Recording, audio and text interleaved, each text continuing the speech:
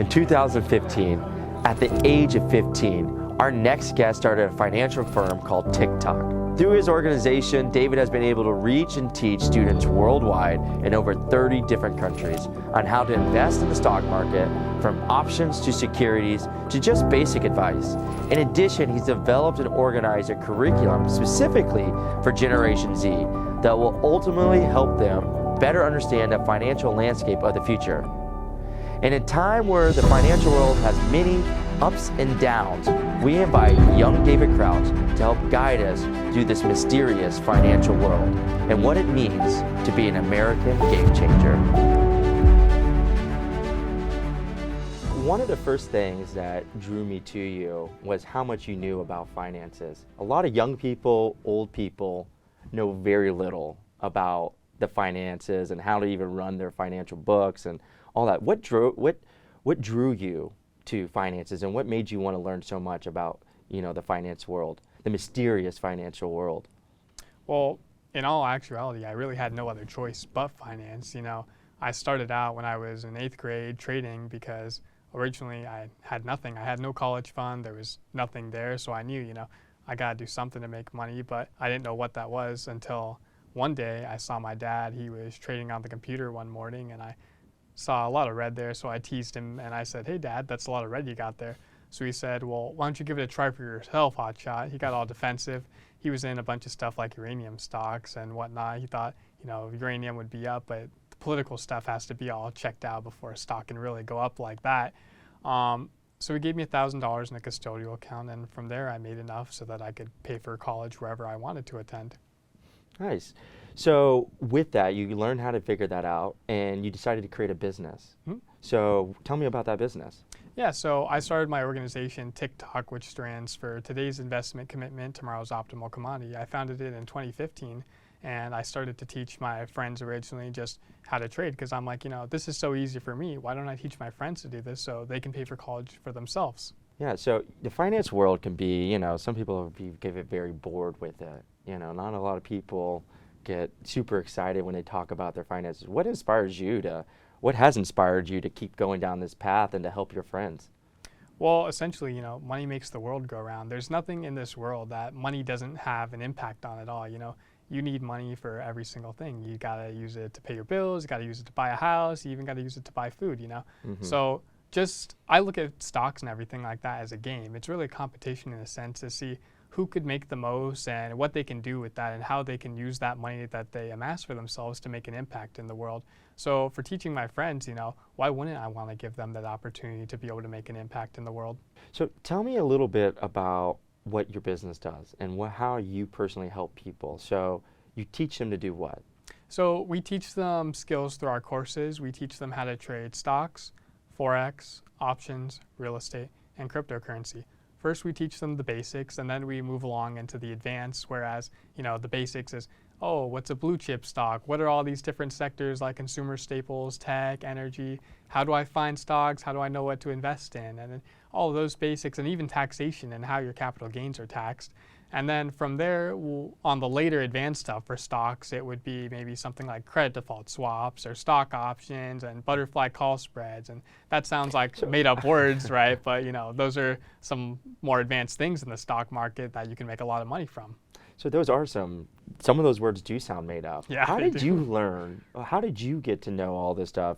Did you teach yourself? Did you take a course? How did you learn all this stuff?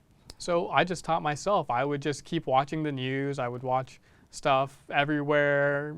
I wouldn't learn from YouTube, though. I don't trust anybody giving stock advice on YouTube. Why is that? There's just something about that. They're not really making their money from the stocks as much. They're more making their money from YouTube primarily, and they don't really have much to show for their gains or anything like that. So I just don't find them as credible. And then a lot of the times they'll just put content that's not really helpful just to get the views. So I try and steer anyone away from that route. I always usually recommend stuff like books rather for people if they want to learn going the free route, even though that's a much longer process and you'll hit a lot of bumps in the road.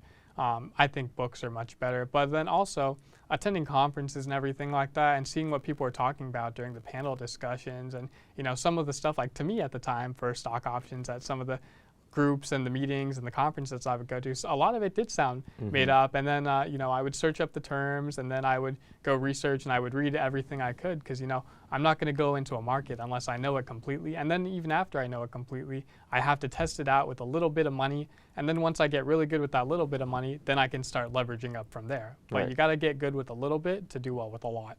So how do you teach people? So if I'm a young person and I'm going, I want to go to college, I want to financially be literate, what do you guys do? What is your company? How do you guys teach people? How do you teach people these skills and these qualities?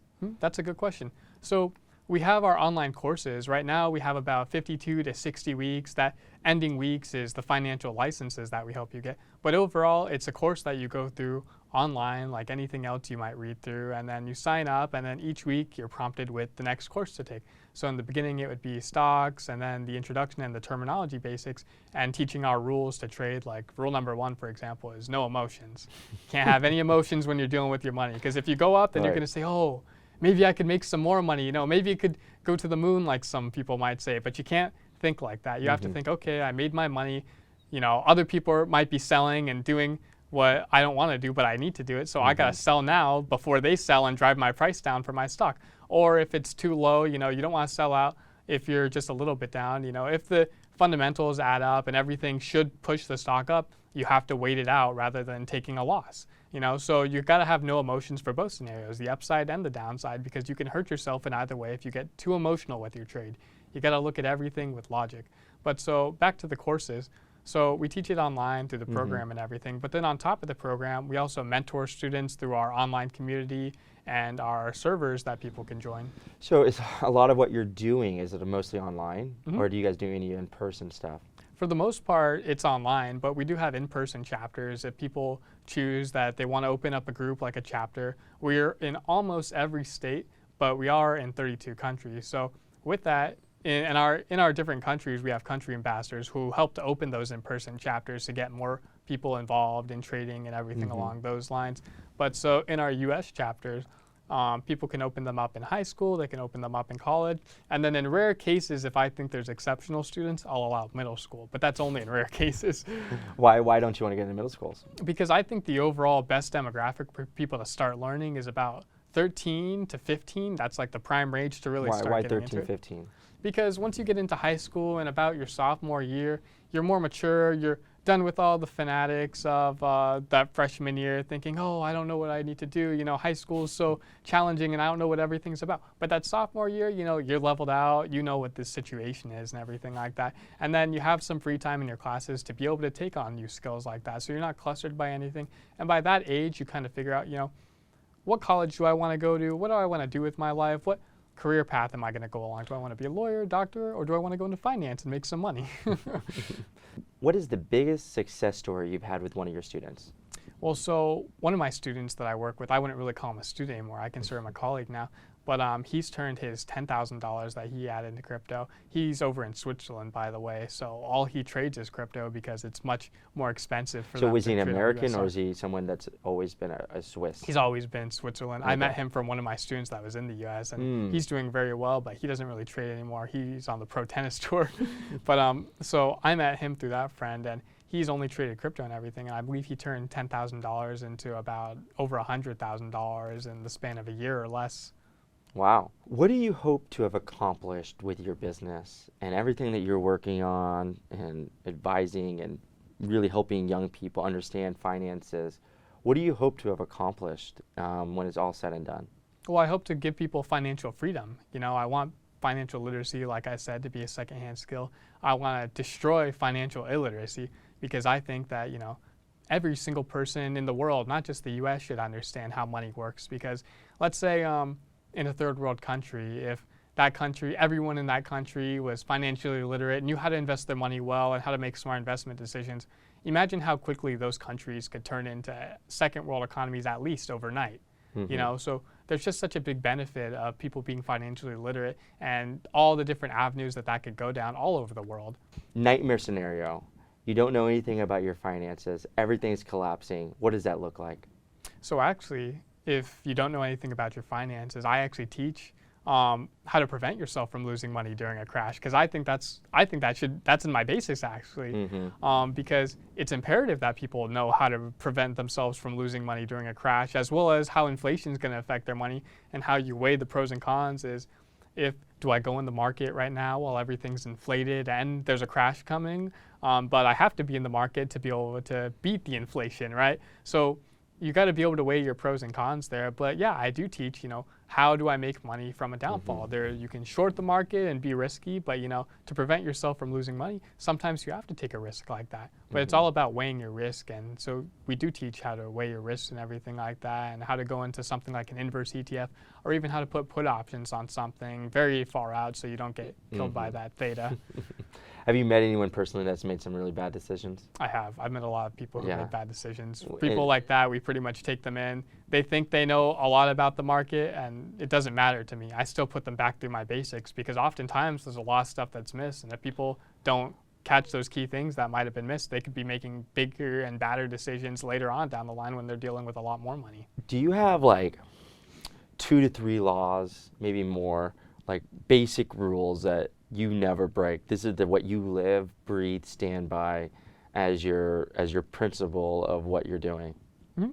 So the first rule and the law that I told you was there is no emotions when you're investing, none whatsoever.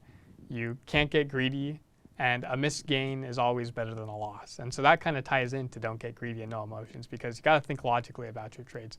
So if you're up, why not sell? What's the worst that happens? You're already made money. It's better than losing that money and regretting it later. So a missed gain is not bad, not worse than a loss. Right. What do you think is a good story that would inspire a young person to get into what you're doing? I'd say just the people on my team overall, the guys who have been grinding and working with me on building up my hedge fund. We're the youngest owned hedge fund or managed hedge fund, at least, that I know of. I haven't heard of any other 20-year-olds that have a hedge fund up and running and going to conferences and everything like that. But yeah, overall my team, because the average age of my team is probably 19 years old, everyone's very credible. They have their financial licenses, and they could go work on anywhere in the street possible, but they're sticking with my team and everything, and we're just trying to work our way up to the top. Nice. What do you say to people that say to you, you're 19 years old, what do you know about finances, hedge funds, trading? Why should I believe in you? Well, there's a lot that I know, but I also don't concede, or I do concede the fact that I'm naive in some places, because I don't look at that as a weakness. I look at that as there's more room for me to grow. I know a lot right now, but there's still so much more that's out there and that I could get better at.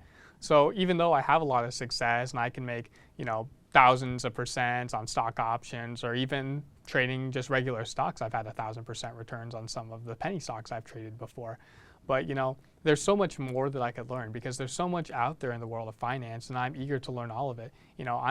I skipped my undergrad and everything like that so that I could just focus on the finance stuff. So I cut out all the other distractions. I don't play video games and stuff like that.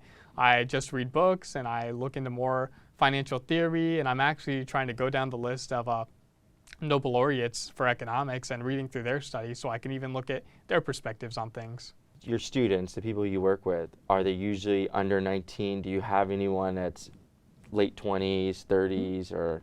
So we cap it for just Generation Z. So our age range is 13 to 25. So if you're not Generation Z, I can't offer the courses and everything like that, because I also consider that a security risk if we have somebody that's in their 30s or 40s within our group of young students, because we keep it a very open dialogue within the servers for people to converse and everything. So we don't want to make it risk to any of the younger students that are within our program. We keep it to that age range. And also, I think that if Generation Z is the ones that are financially literate, we still need a client base. Right.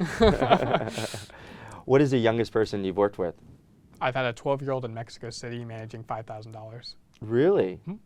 So a 12-year-old in Mexico City managing $5,000. Of his own personal money. Really? And so the 12-year-old's the youngest. What's the oldest you've dealt with? 25. Wow. So you're dealing with some really young people. That's amazing. When you talk to most young people and they talk about their finances, is the goal for most of them college education? For the most part, until they get a little more into the course and they say, well, this is really easy. Why don't I just do this as a job? And oftentimes, most of them do end up. I've had countless people that have switched their majors out of engineering and stuff like that, and I don't let them go into finance majors because that's the misconception.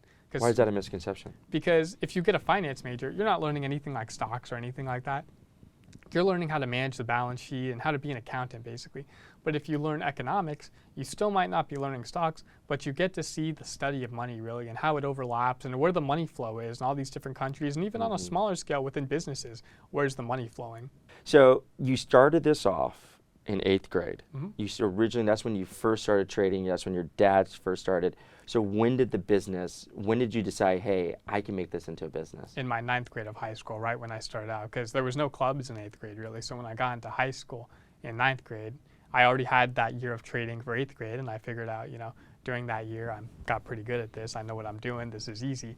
That's when in 9th grade I decided to start teaching others other than myself. So how many people did you teach at first? Just my 10 knucklehead friends, and they didn't really... 10, that's pretty good. That's a pretty good group of people. And they made a lot of money, but they didn't listen to me. I told them, save your money, keep it invested, keep trying to make more money with that money. But they said, you know what? Nah, they didn't listen to me. They went and bought like nice cars. They bought themselves hypeware and everything like that. So be it. But that actually helped me in the long run, because then from there, other people on campus said, hey, where'd you guys get all this stuff? So then all those people joined the club, and then so we went from 10 members to 80 members, and then from there, that's when I went to the program at Stanford and everything like that, met all those people. They started the clubs at their school, and then it went international because of their friends and family from elsewhere. So it was just from that group of 10 that kind of kick-started you going to Stanford to international. What's that group of 10 doing now? Some of them are at college pursuing other things, because some of them want to be doctors or lawyers. You are still teaching some of them? I do still teach them, and some of them are actually teaching and have chapters at their own colleges and everything like that, teaching others now. Interesting. So it's almost like a web. You teach one person, they go and teach the other people, and it just starts becoming this domino effect of teaching. That's awesome. It's amazing. So you start the business 9th grade with this 10 group of people. They're with you. You're seeing them get some gains, doing well. What was the next step? After you saw this and you start seeing you go to Stanford, starts getting international with chapters, what was the next step after that? Well, the next step for me was, this really works. People click with this. It's an effective program. I need to monetize this. Right. So that's when the business started. Correct. And so how did you monetize what you're doing?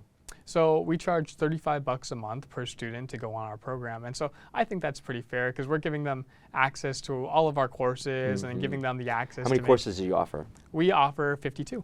How did you put these courses together? Who leads? Are you the main speaker on all these courses? So it was pretty much, for each type of unit, like a unit could be an ETF unit or a mutual fund unit.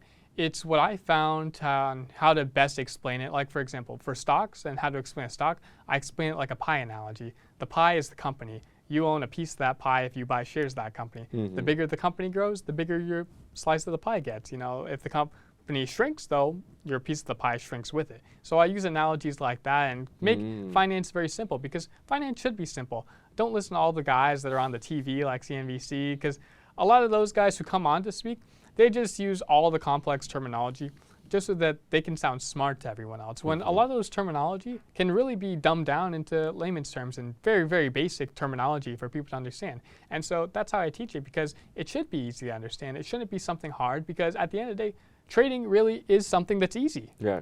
You talked earlier about a friend that was using your advice to help put food on the table. Tell me about that.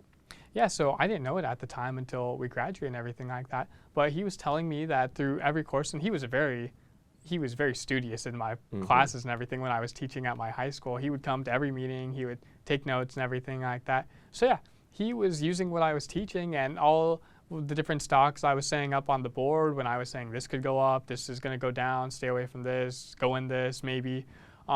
He was taking all of that to heart, and he used a lot of the trades that we were making within our group to make a lot of money for himself. And like I said, he was using that money to pay for his family when his parents didn't have jobs at the time. Maybe one of them got laid off. But he was using that money to help keep them afloat and that they could pay their expenses and everything like that. Because he got a job and everything like that so that he could help his family. But he was using most of his money to invest and flip it. Because with just his job alone, I don't think he would have been able to keep afloat. But by investing in and going into the stocks, like we got one of them, I know one of the stocks that I got our students into was AMD. We got them in at $4 per share. And if you know the price of AMD recently, it's up at around 90 now. Oh, wow. So a lot of us, we sold around half of our shares over at $60 and everything like that. But back then, we flipped it from about $4, we flipped it to 10, and we would trade that back and forth because we just knew how the semiconductors industry worked. And that actually ties into what's going on with inflation right now, because a lot of the inflation is driven by automotive, but that's not it. But automotive is driven by the semiconductor shortage. But so we know a lot about that from our AMD trading back in back in 10th grade. But yeah, so he was using all of our trades like NVIDIA and stuff like that to make this money so that he could provide for his family. So that's a story that I took to heart, because I don't know everyone's situation, but I just know that with the skills that I teach, people can help themselves out like that. That's a life or death situation. Well, David, I think that's what makes what you do so important, is that the idea that you can help people be independent, right? And to It's freedom. Freedom, right? It's to find that true freedom and to really, take the lessons you give them that freedom, that financial freedom, and they can do so much, from college to feeding themselves to maybe if they don't even want to go to college, they can make a living. Skip college, save the money, use it to invest, and then get a job while you're investing. Exactly. So I think that's super beneficial. I think that'll help a lot of young people. And if things go right, we can get in K through 12, and the younger, the better. If it's just the basics, but it's also what you're saying is creating real advisors all across the country where they can become licensed and to do things. I think that can really change the needle. And if we have more young people like yourself to lead and inspire, we'll change this country for sure. 100%. Yeah, we need smarter financial advisors for sure. Well, thank you so much. I appreciate you coming here, and I appreciate you being on my show. Thank you so much, Nick.